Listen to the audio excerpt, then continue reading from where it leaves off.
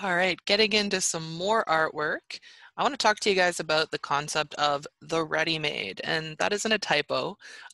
It's all one. It's meant to be all one word. The R meant to be capitalized. What is this? The ready-made was invented in 1913 by a French artist named Marcel Duchamp. And this is a description that applies to works of art that he displayed that were made from pre-manufactured objects.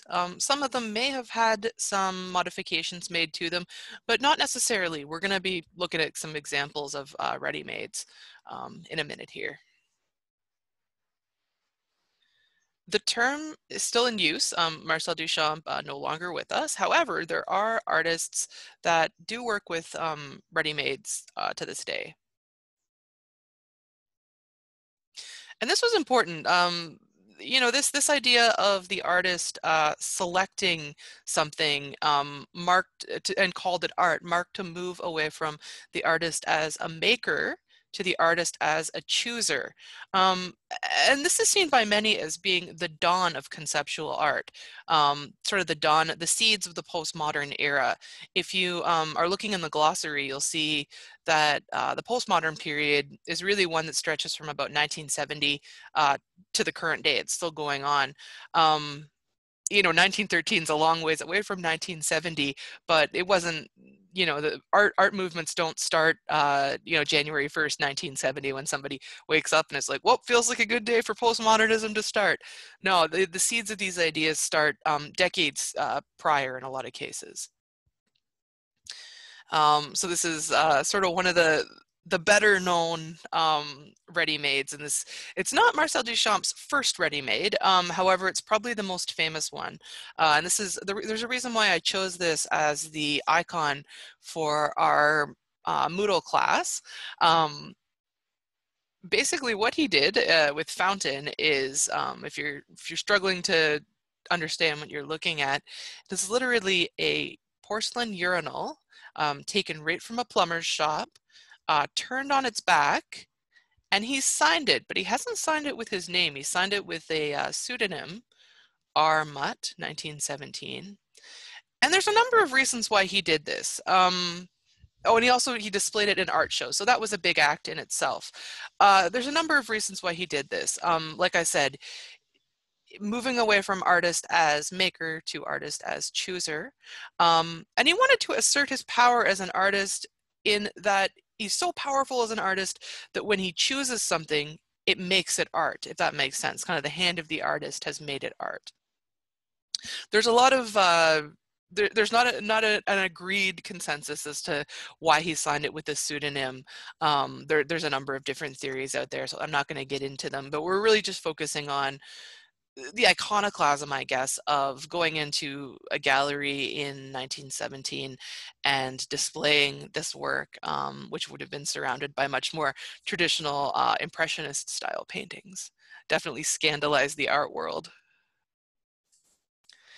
And this is a quote, this is Duchamp himself here off to the side. And he's kind of referring to himself in the third person in his statement here. He's saying, whether Mr. Mutt, which is actually him, with his own hands made the fountain or not has no importance. He chose it, and he's choosing to emphasize the word chose. He took an ordinary article of life and placed it so its useful significance had disappeared and created a new thought for the object. And really that new thought, which he goes on to say, that new thought is art. The new purpose of the object is to be an artwork. Now, if you're confused, that's fine. You know, you don't have to love it.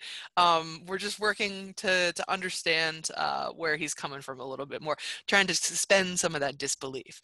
An important 4 notes on ready-mades. So hopefully this helps you understand the ready-made a little bit more.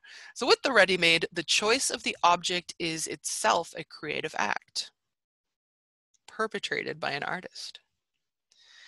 By canceling the useful function of an object, it becomes art. And a lot of ways that that's accomplished with ready-mades is by putting them on a pedestal or in a gallery setting.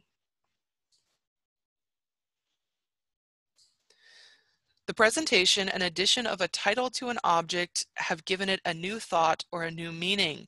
And, you know, Duchamp had a real sense of humor, and many of these ready-mades feature, I don't know, kind of like punny titles. There's a real sense of humor with them. So the titling of the work is very important.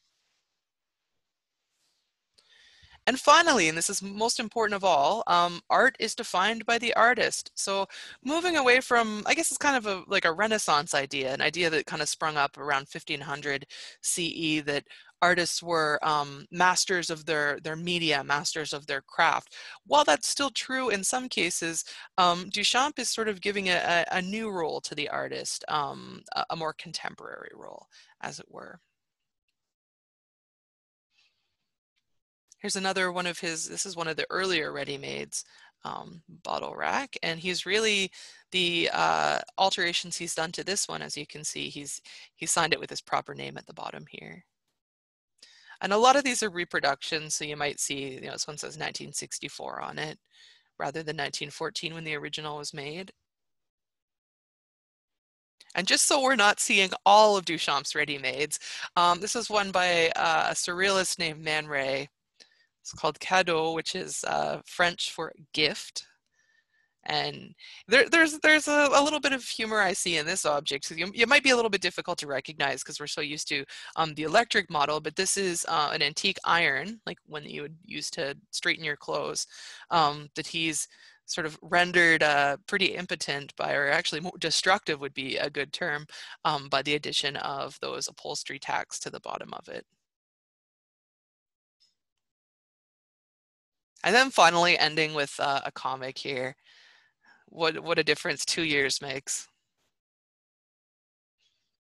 All right, hope this helps you to understand ready-mades a little bit more. Like I said, you know, you don't have to drink the Kool-Aid on them.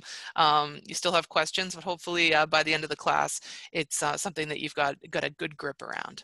Okay, thank you.